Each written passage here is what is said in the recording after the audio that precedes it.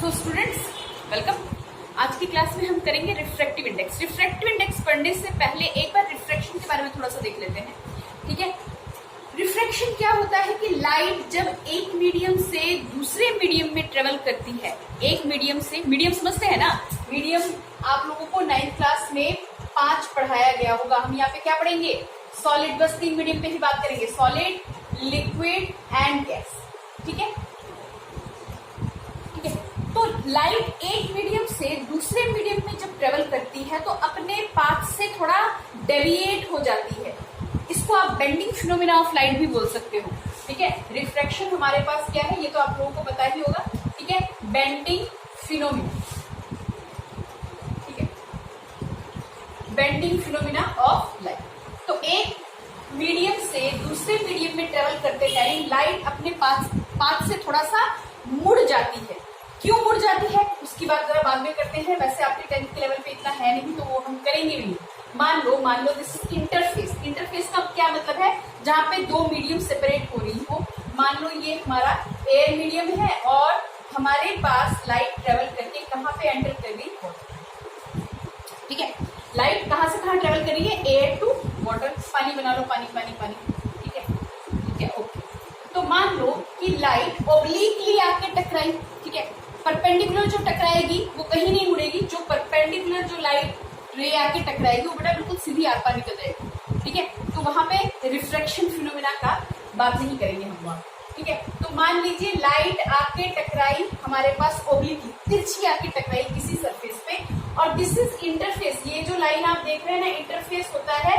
Interface जैसे कि इसके नीचे क्या है? वाटर मीडियम, और इससे जस्ट ऊपर क्या है? Air medium. तो ये बीच में जो कनेक्टिंग पार्ट होगा ना, एयर और वाटर जहां पे मिल रहे होंगे, पहली वाली जो लेयर, दिस इज इंटरफेस, ठीक है। इंटरफेस पे मैं एक नॉर्मल ड्रॉ कर दूं, ठीक है। तो लाइट क्या होगा यहाँ पे, क्योंकि एयर से वाटर में आ रही है, अभी सारा समझाएंगे।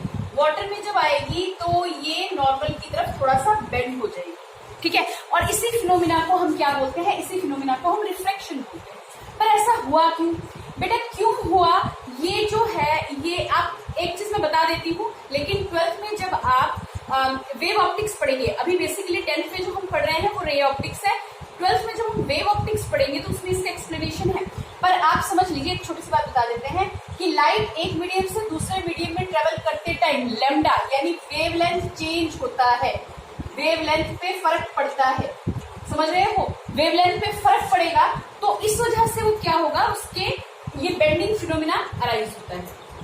समझ में आ रही बात? लाइट का नेचर कैसा है? अगर वो एयर में है तो स्ट्रेट ट्रेवल करना चाहिए, है ना।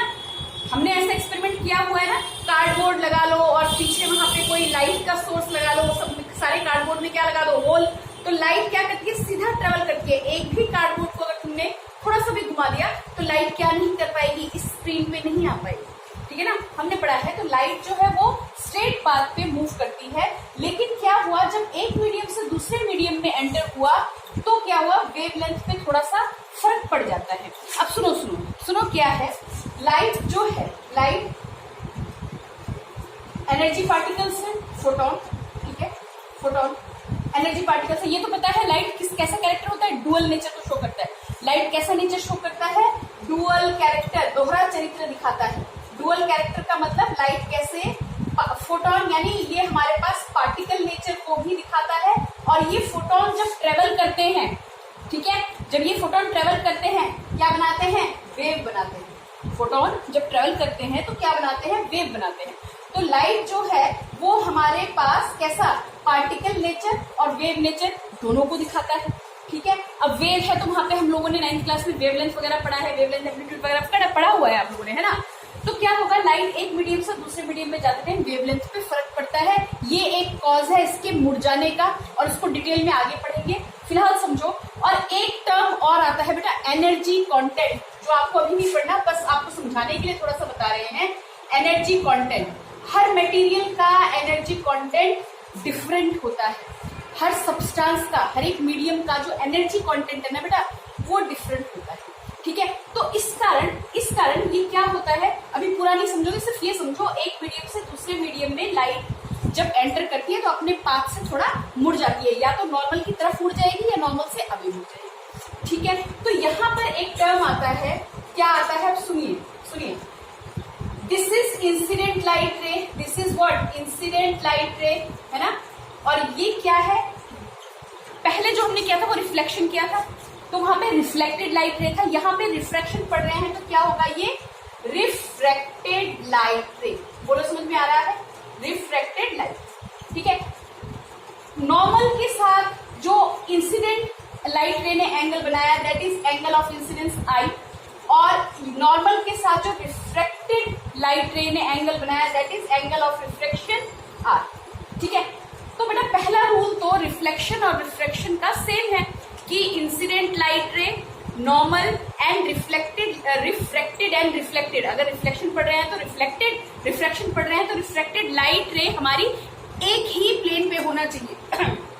मतलब क्या है, मतलब यह है कि मान लो तुमने एक बकेट में पानी लिया हुआ, एक बाल्टी में पानी लिया हुआ, वहां पे रिफ्रैक्शन देखना चाह रहे हो, देखते हैं ना, रिफ्रैक्शन के वीडियो में मैंने बताया हुआ है। मान लीजिए कांच के ग्लास में आपने पानी लिया और पेंसिल डिप कर दिया, ठीक है। कांच के ग्लास में आपने यहाँ पे पानी भर के रख लिया, या कंटेनर में पानी भर लिया और यहाँ पे पेंसिल आपने इस पानी के अंदर डिप कर दिया, तो बिल्कुल सीधा नजर नहीं आता बाबा। ये कैसे नजर आता है, ये अपनी जगह से थोड़ा सा उठा हुआ ऐसे नजर आता है, ये रिफ्रैक्शन के कारण ही होता है, ठीक है। तो जब हम कह रहे हैं कि फर्स्ट रूल क्या कहता है, इंसिडेंट लाइट रे, रिफ्रैक्टेड लाइट रे और नॉर्मल एक ही प्लेन पे होना चाहिए, तो उसका मतलब ये कि अगर लाइट आके इस बाल्टी की यहाँ पे पानी पे टकरा रही है तो आप किसी दूसरी बाल्टी में तो रिफ्रैक्शन नहीं देखना चाहोगे ना, समझे।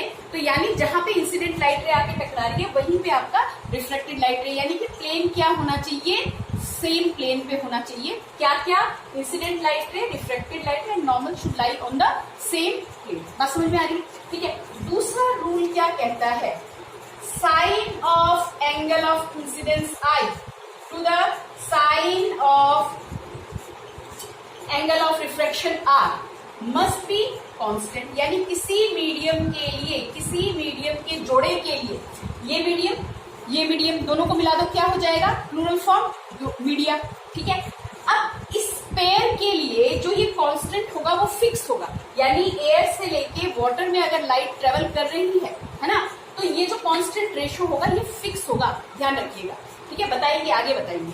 तो सुनो, अब आपके दिमाग में आ सकता है कि ये sine of I upon sine of R जो हमने लिया, sine of I upon sine of R जो हमने लिया, ये क्या है और ये साइन ही क्यों लिया बेटा, this is refractive index, this is refractive index. करें इसको, करें, sine of I, sine of I upon sine of R is equal to constant, और ये हर एक मीडिया के लिए अपना फिक्स होता है, और इसी को हम नाम देते हैं किसका, रिफ्रैक्टिव इंडेक्स। अच्छा, रिफ्रैक्टिव इंडेक्स का अभी पहले समझ लो अच्छे से, फिर बताते हैं इसका यूज कहाँ पे होता है, ठीक है, ठीक है। इतना समझ में आ रहा है, ओके। अब आपके दिमाग में आ सकता है साइन ही क्यों लिया, कॉस क्यों नहीं लिया, टेन क्यों नहीं लिया। बेटा ऐसा नहीं है कि कॉस टेन नहीं ले सकते, पर ये होता है कि हमें साइन से क्या होता है, कन्वीनियंट पड़ता है, इसलिए हम साइन का रेशियो लेते हैं, ठीक है। अगर कॉस लेके ही याद करना चाहते हो तो आपकी मर्जी है, यहाँ से कॉस रेशियो रख के भी हम कर सकते हैं इस चीज को, लेकिन वो इनकन्वीनियंट हो जाता है, ठीक है। तो साइन ऑफ आई यानी angle of incidence upon sine of angle of incidence I to the sine of angle of refraction, ये रेशियो किसी मीडियम के लिए क्या रहेगा, कांस्टेंट रहेगा। बोलो इतनी बात समझ में आती है, ठीक है। अच्छा, अब देखिए ये मेरे पास क्या आएगा, इस रेशियो को हम नया नाम दे सकते हैं, नया नाम क्या, यही हमें पढ़ाना है, दिस इज रिफ्रैक्टिव इंडेक्स। बोलो यहां तक क्लियर हुआ, यहां तक क्लियर हुआ, ठीक है ना।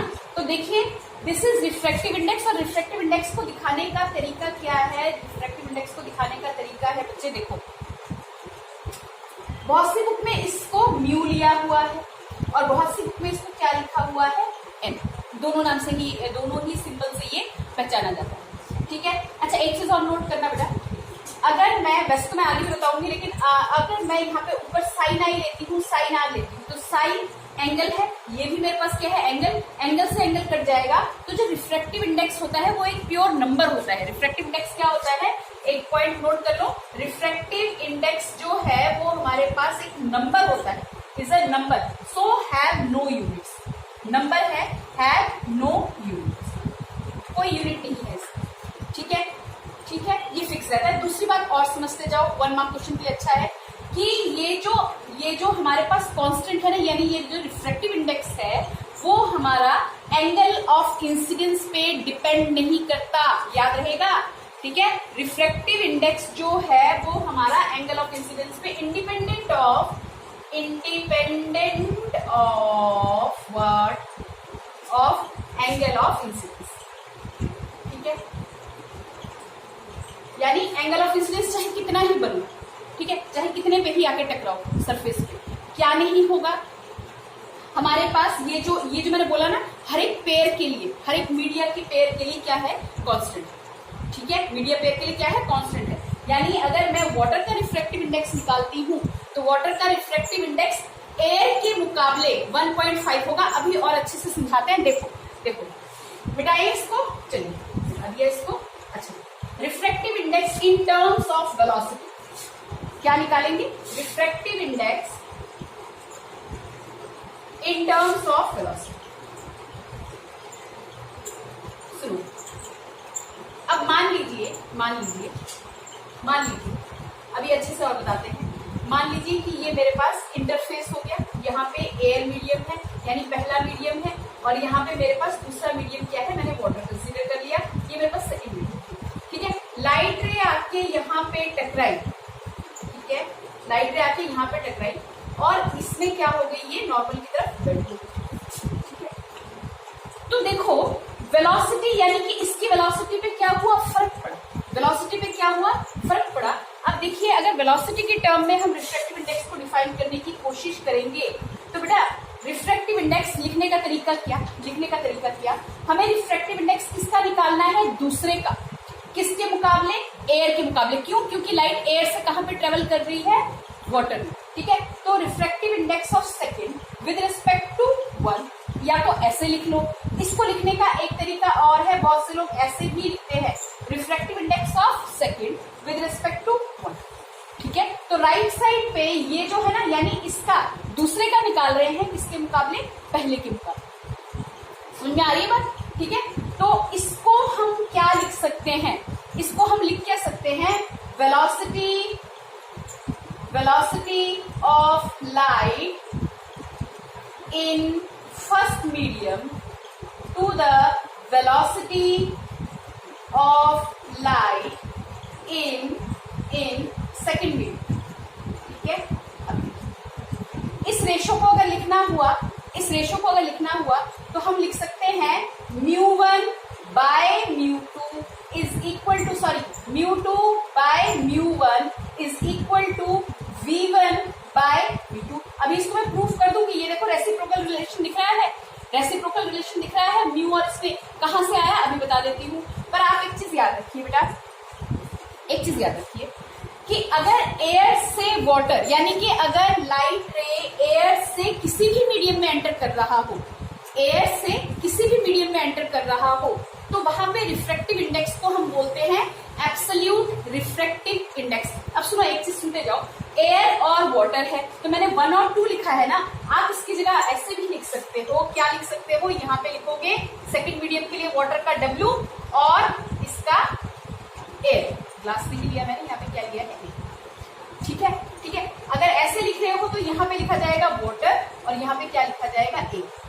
ठीक है, तो वाटर का refractive index with respect to air, कहने का मतलब ये कि एक कंपैरिजन फैक्टर है। रिफ्रैक्टिव इंडेक्स क्या है, कंपेयर कर रहे हैं कि लाइट एयर के मुकाबले, एयर में जितनी वेलोसिटी से चल रही है, जितनी स्पीड से चल रही थी, क्या वो दूसरे मीडियम में भी उतने ही स्पीड से चलेगा, नहीं, स्पीड पे क्या पड़ेगा, फर्क पड़ेगा, रेसिप्रोकल रिलेशन आएगा। अभी प्रूफ करके दिखाते हैं, ध्यान रखिएगा।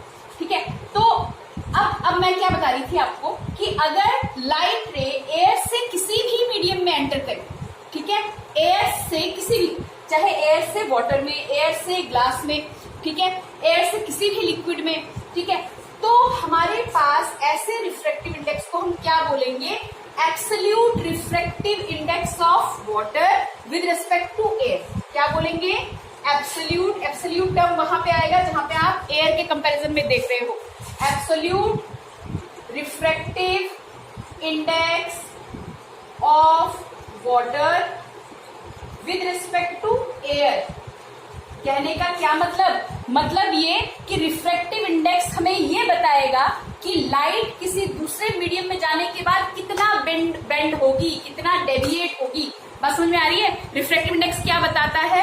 रिफ्रैक्टिव इंडेक्स ये बताता है कि लाइट किसी दूसरे मीडियम में जाने के बाद, एयर के मुकाबले किसी दूसरे मीडियम में जाने के बाद कितना अपने पाथ से भटक जाएगी, मुड़ जाएगी, नॉर्मल की तरफ हो जाएगी या नॉर्मल से अवे चली जाएगी, कितना जाएगी। ठीक है, क्यों जाएगी? तो क्यों का तो मैंने आपको बता दिया। क्यों का अभी इस लेवल पे हम नहीं पढ़ा पाएंगे।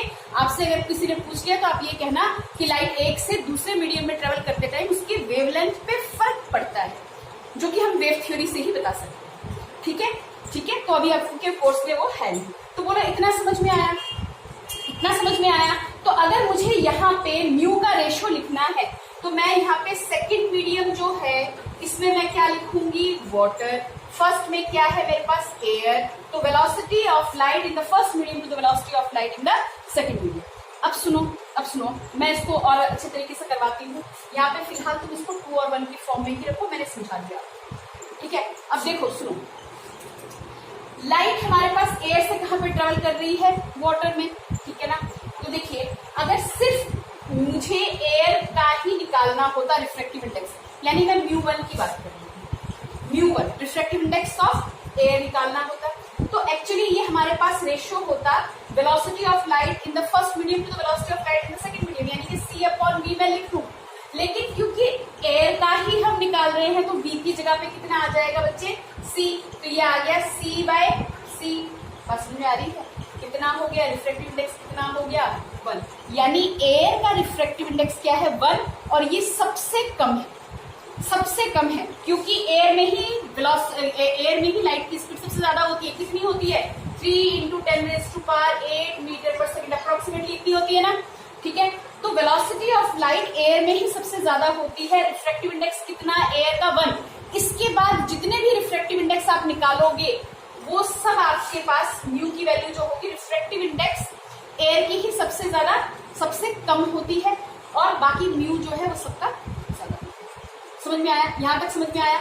यानी जब भी आपसे कोई रिफ्रैक्टिव इंडेक्स की बात करता है तो उसका मतलब ये कि लाइट किसी मीडियम में कितना बेंड होगा, बेंडिंग एबिलिटी ऑफ लाइट कौन शो करता है? Refractive index.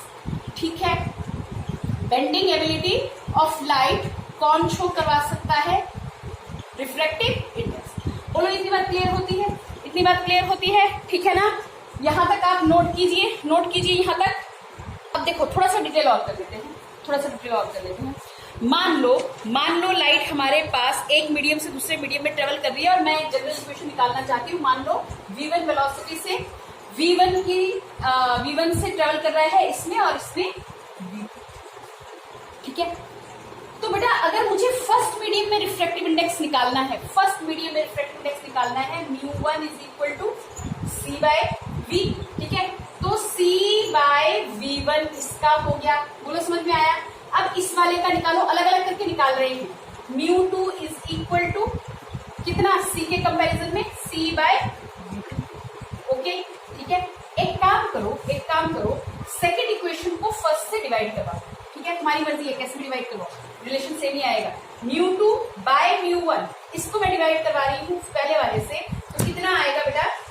मेरे पास आ जाएगा,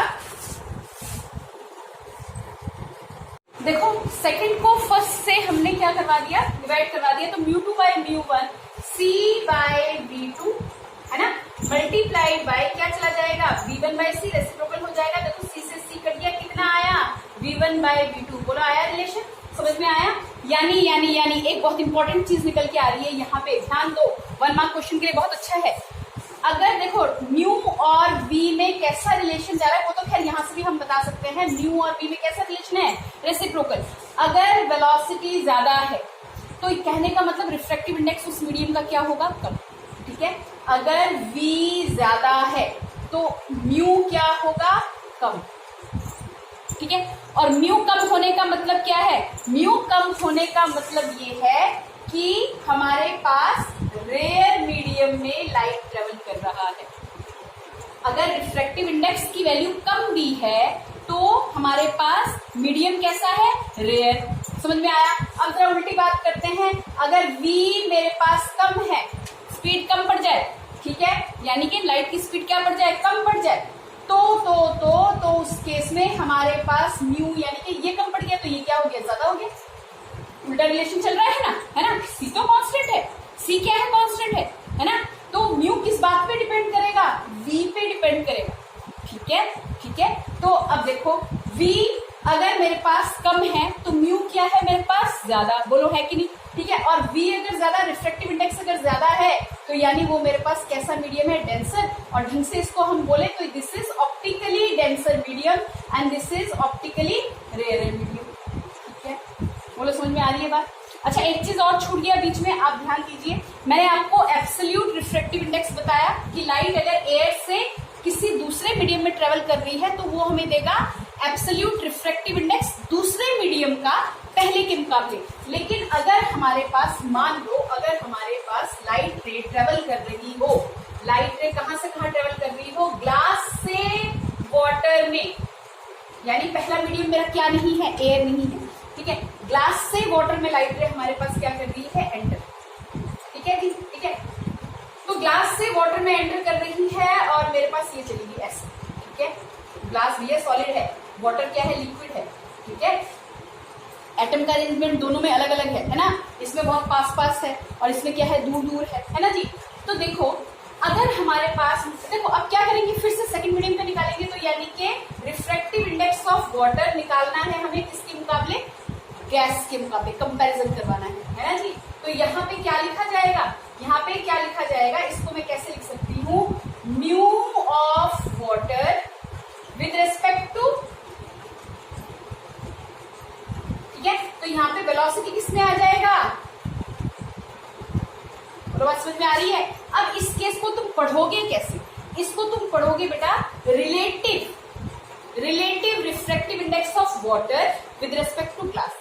रिलेटिव, यहाँ पे रिलेटिव शब्द आ जाएगा बच्चे, relative refractive index of water with respect to glass, यानी कि ग्लास के मुकाबले कितना मुड़ जाएगा, ग्लास के मुकाबले पानी में लाइट रे कितना बेंड होने की कोशिश करेगा, बेंड होगा, ठीक है बच्चे, ठीक है। अच्छा, ये बात समझ में आती है? चलो एक छोटी सी चीज और बताते हैं और कल के वीडियो में न्यूमेरिकल करेंगे इसका, अगले वीडियो में इसका मैं न्यूमेरिकल प्लेस करूंगी, आप इतना पढ़ के रखें, ठीक है। अच्छा देखो, डायमंड का रिफ्रैक्टिव इंडेक्स सबसे ज्यादा होता है, डायमंड का रिफ्रैक्टिव इंडेक्स लगभग 2.42 होता है, तो डायमंड का रिफ्रैक्टिव इंडेक्स क्या है, सबसे ज्यादा, डेंसर मीडियम, ठीक है, वो डेंसर मीडियम, और एयर का क्या है, सबसे कम, ठीक है जी। चलो चलो चलो चलो, अब देखो अगर मान लो मेरे को दिया है रिफ्रैक्टिव इंडेक्स, सिंपल सी चीज बता रही हूँ, रिफ्रैक्टिव इंडेक्स ऑफ वाटर 1.5 दिया है, तो बेटा जब सिर्फ रिफ्रैक्टिव इंडेक्स दिया है ना, जब सिर्फ रिफ्रैक्टिव इंडेक्स दिया है यानी वो एब्सोल्यूट रिफ्रैक्टिव इंडेक्स की बात कर रहा है, किसकी बात कर रहा है, एब्सोल्यूट रिफ्रैक्टिव इंडेक्स की बात कर रहा है, यानी कि लाइट रे हमारे पास कहां से ट्रेवल कर रही है, एयर से ट्रेवल कर रही है, कहां पे, वाटर में ट्रेवल कर रही है, ठीक है, एयर से कहां पे ट्रेवल कर रही है, वाटर, ठीक है। तो हम अगर इसका वेलोसिटी के टर्म में लिखे रिफ्रैक्टिव इंडेक्स, कैसे लिखते हैं, mu is equal to C upon B, velocity of light in the air medium to the velocity of the light in another medium. तो यहाँ पे देखो सी तो कांस्टेंट है, सी फिक्स है, ठीक है, मैं इसको कैसे लिख सकती हूँ, 1.5 is equal to C by V, तो दूसरे मीडियम में कितनी वेलोसिटी हो गई भैया, वी को इधर ले जाओ और तो ये कितना आ जाएगा, सी 1. यानी दूसरे मीडियम में, यानी एयर से वाटर में जब लाइट ट्रेवल करेगी तो वेलोसिटी इतने से क्या हो जाएगी, कम। समझ में आया, कुछ समझ में आया, ठीक है। तो हमने कुछ चीजें आज की क्लास में पढ़ ली, 1 मार्क क्वेश्चंस भी आ गए इसके अंदर। अब मैं कल का जो इसमें या अगला जो वीडियो इस पे बनाऊंगी उसके न्यूमेरिकल्स बनाऊंगी, ठीक है बेटा। इतना प्रैक्टिस कीजिए, काफी है, उसका हम अगले वीडियो में मिलते हैं। Okay, bye bye.